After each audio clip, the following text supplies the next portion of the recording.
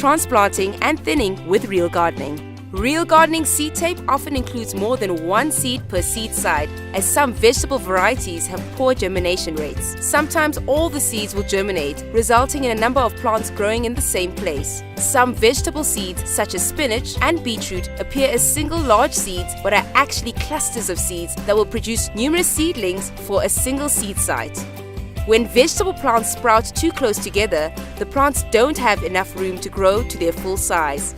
In these cases, we need to remove some seedlings through thinning or gently move the seedlings further apart by transplanting. This is especially important for root vegetables that will be stunted or grow in strange shapes if competing for space in the soil. Thinning and transplanting prevents crowded plants from competing for nutrients and water and allows for good air circulation through plants, reducing the risk of disease. Transplanting is the process of carefully digging down into the soil to remove the whole seedling, including roots, from the soil and replanting these seedlings into a new location. Transplanting is one of the best means of creating space in the garden because there is little plant wastage.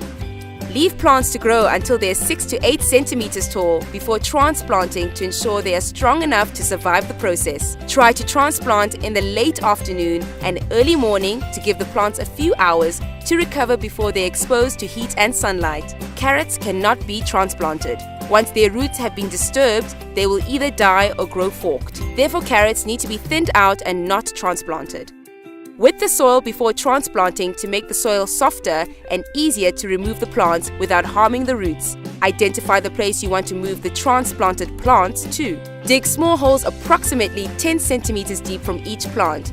Use a hand spade to dig down and loosen the soil around the crowded seedlings, leaving a 5 centimeter space from the plant stem to prevent root damage. Using the spade, remove the cluster of plants together with all the soil around the roots and place on top of the bed.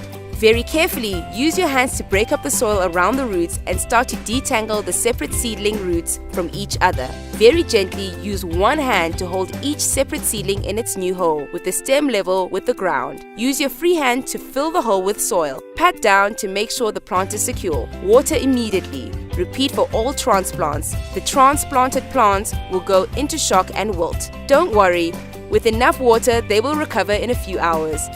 Thinning is the process of creating more room for your plants in the garden by removing excess plants. Wait until your plants are about 3 centimeters tall. Identify the strongest plant growing in the cluster. Use a sharp pair of scissors to cut off the stems of the weaker plants. Be careful not to harm the remaining plant. The roots of the thin plants will decompose in the ground, adding extra nutrients for the surviving plant. And that's transplanting and thinning with real gardening.